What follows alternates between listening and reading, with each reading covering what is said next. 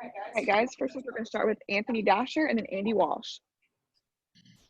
Hey, so very good to see you tonight. In games like this, against for lack of a better word, a lesser opponent, what are the main focuses for a team like itself? Is it concentration? Is it focus itself? And if so, kind of how do you think you guys handle that tonight? I think it's the same mindset, the same preparation, the same everything as if we're playing the number one team in the country. We deal with every opponent. We game plan them to win the game no matter who we're playing against. So I think we did a great job of coming out with some energy on the defensive end. And I know it took us a little bit to get scoring-wise, but once it got going, we were going. And we had great energy. And like I said, we did a way better job defensively than we did last game. Thanks. Hey, Sahvir. I guess with, so few fans out there, is it, are you guys making an asserted effort to, I guess, create your own energy on the bench? I see, players getting up, coaches are, yelling a lot, all that. Is it a matter of that, just to make up for, not as many fans and trying to get the Definitely. I think having energy on the bench is imperative, just even if you have a crowd of 10,000 people, because those are the guys that you could communicate with. Those are the guys you hear on the sidelines. But obviously in this time, with the pandemic going around, having your own bench, having your own energy is a big thing, because there's someone who got your back, and there's someone that's talking to you, and the fact that you can hear them loud and clear also helps as well. So us creating that energy, us sustaining that energy, and ultimately it did help us in this game, and we got to keep that going. All right, up next we're going to go with Lance McCurley and then Ryan Curley.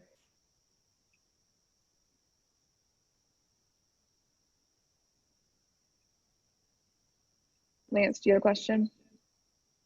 Can you hear me? Now we can. Okay. Sahvir, you guys have started out slow in these first two games, and then, like you said, kind of picked it up, tailed it into high gear for the rest of the half. What does Coach Green tell y'all, either at halftime or, to make adjustments over that first media timeout? What goes through his mind and through the team's mind on the bench?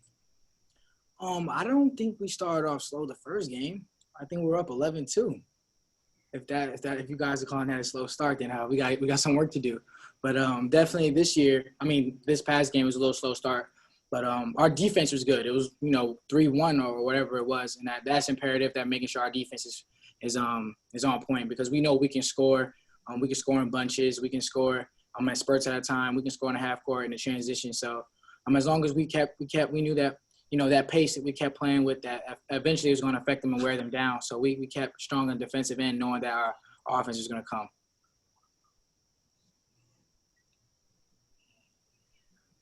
Hey, Sahvir, the season's been pretty crazy with all the scheduling changes and all the new rules. What is Coach Green telling you guys, as it's pretty much a day-by-day season? Yeah, his big thing has been be able to adjust and be able to be really flexible. Try to get better each day. We only have the day that we're in, so that's his biggest thing, is being flexible. But we are preparing as if we're going to play every game that's on our schedule, and if it does cancel, we're preparing as if we're going to have another opponent. So Coach Green has been big on playing on demand, being ready on demand. Constantly putting work in. in practice, competing in practice, working on your craft outside of practice. So he's constantly having us being prepared. That's his biggest word. I think that's his favorite word right now, is preparation and being able to adjust. All right, and the last two questions are going to be Tori Heck and then Mike Griffith. Sahvir, you had that second double-double of the season tonight in these first couple games. Obviously, that's something we saw you do a few times last season. But does this season feel different for you starting out? Do you feel more in your element in your second year? I think I feel a little bit more comfortable. Obviously, it's my second year, so a lot of the work I put in all season, I'm starting to see it.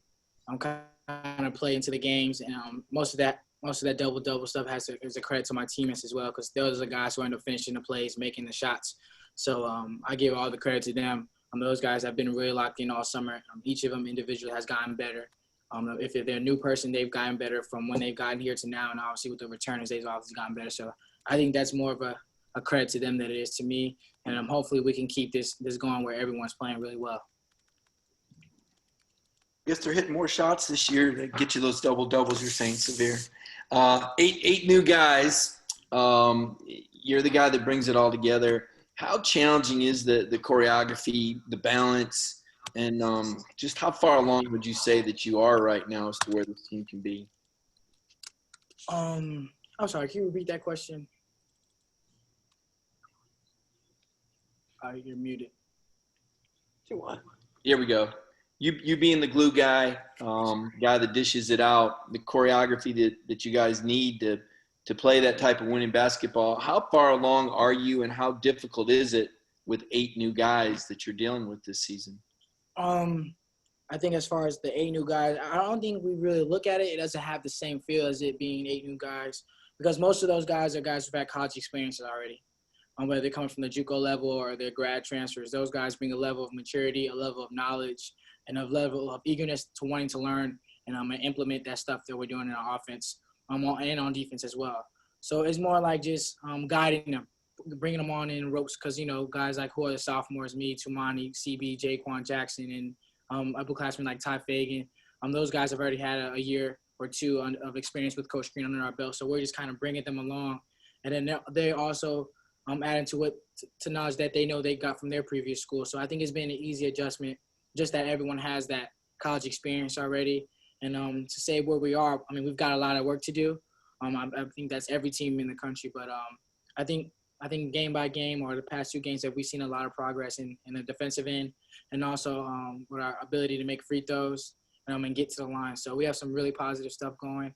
We also have stuff to work on. So I think we're not close to where we can be, and I'm really excited to what the rest of the season has in store. All right, thanks.